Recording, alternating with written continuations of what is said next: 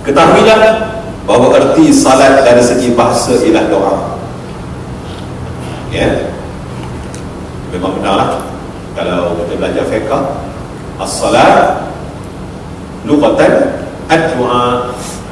Kalau kita baca kitab fiqh, macam saya belajar dulu kitab fiqh, artinya salat itu dari segi bahasanya ialah bermaksud doa. Sesetengah pihak mengatakan apabila selawat itu datang daripada Allah, ia dinamakan rahmat.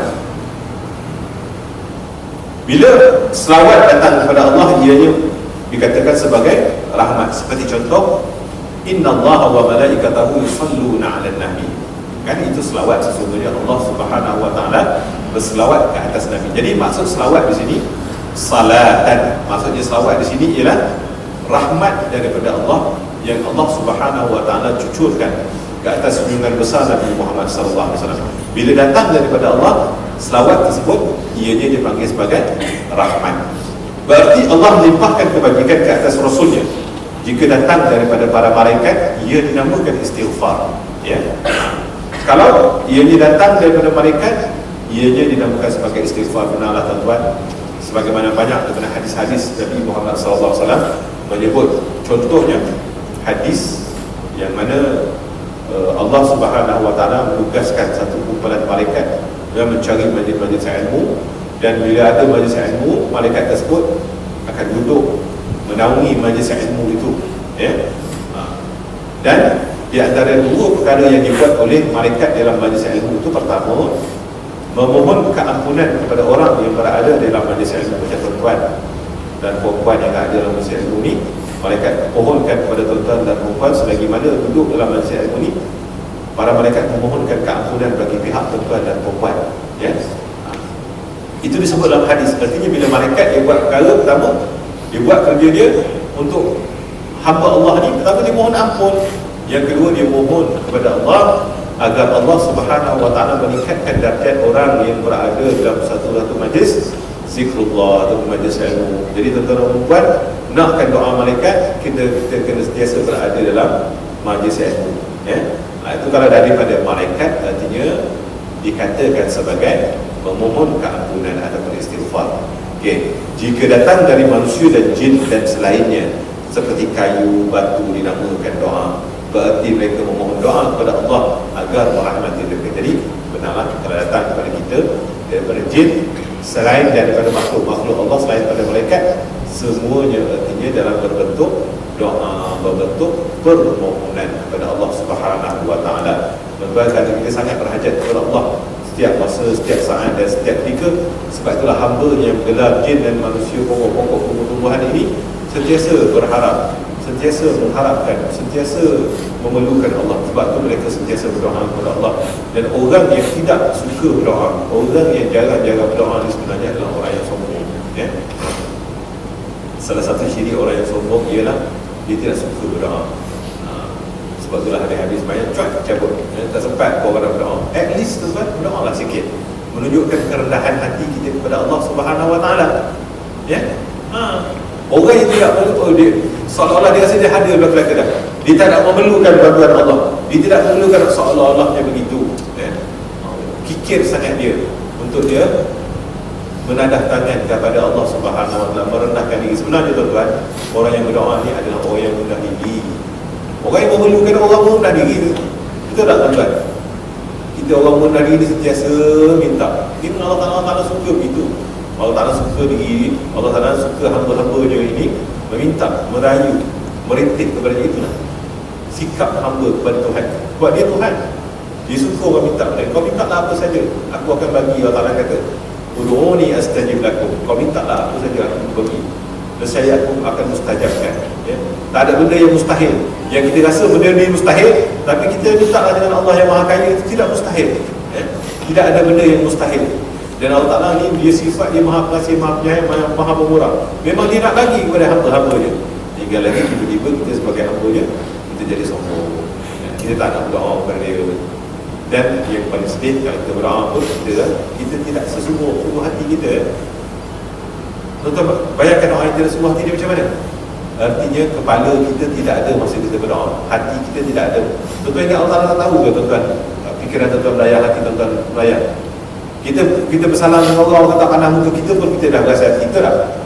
Betul tak? Ini dengan Allah yang maha tahu kepala kita, maha tahu hati kita. Tuan-tuan baca lah Rabbana atina fid dunya hasanah fil akhirati, tapi tak mana-mana dia. Allah Ta'ala kata ilmu ni berlawak sungguh dengan kita rasa Allah Ta'ala tak tahu, sedangkan Allah Ta'ala maha mengetahui apa yang ada dalam fikiran kita, maha tahu apa yang ada dalam hati kita detik-detik. Sebab tu tuan-tuan jaga-jaga bila kita berdoa dengan Allah, jaga-jaga bila kita buat sembahyang. Sebab apa? Kita sembahyang, kita apa saja yang kita buat berkaitan dengan Allah mesti fokus, mesti kita kena merasakan Allah Ta'ala. Tu rasa bertuhan, ya, rasa bertuhan itu sangat penting tuan-tuan. Bukan sekadar kita kata kita ada di Tuhan nama Allah, tapi kita kena rasa bertuhan.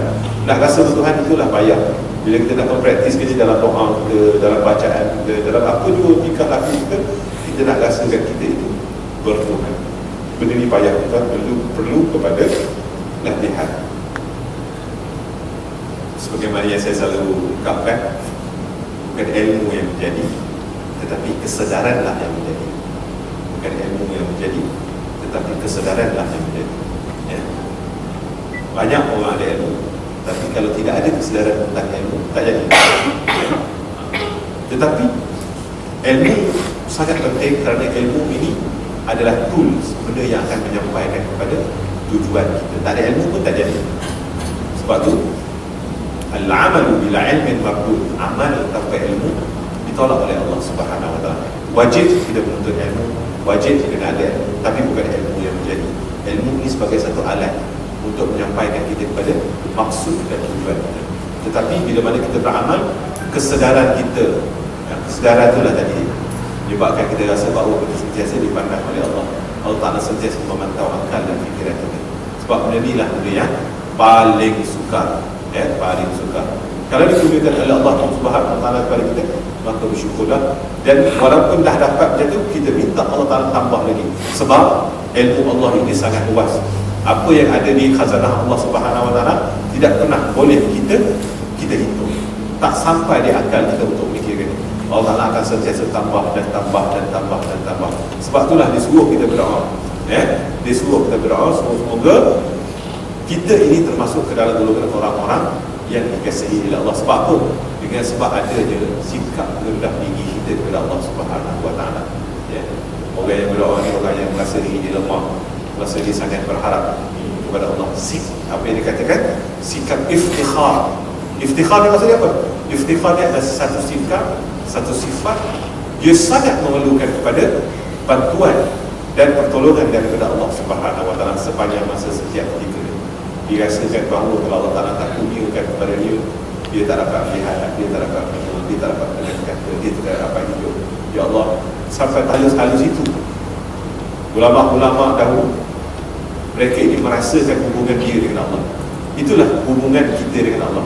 Sejauh mana, sedalam mana kita dapat kaitkan perbuatan kita, tingkah laku kita, sikap kita, perasaan kita dengan Allah. Sebenarnya sedalam itulah hubungan kita dengan Allah. Kita tak tahu dalam tak dalam hubungan kita dengan Allah. Kita tengoklah pada perhubungan kita setiap hari. Bagaimana kita dengan Allah, bagaimana kita memerlukan Allah. Adakah kita memerlukan Allah di atas jadah saja? Sebenarnya kita memerlukan Allah pada setiap saat, setiap masa dan setiap ketika. Sebab Allah Ta'ala sebut wa huwa ma'akum aynama kuntum. Aku beserta kamu barang di mana adanya kamu. Bagaimana kita nak rasa Allah Ta'ala itu beserta dengan kita? Kita tengoklah atas kurnianya pada kita. Kita boleh bernafas, kita boleh berkata-kata, kita boleh melihat, boleh mendengar, kita boleh merasa, tuan-tuan. Itu semua kurnia Allah kepada kita. Dan kalau kita dapat, artinya mengaplikasikan semua nikmat yang ada yang dikurniakan kepada kita ini, maka kita hampir kepada dia. Kita dapat melihat dia, kita dapat merasai kewujudannya, kita dapat merasai keagungannya, kita dapat merasai kebesaran Allah.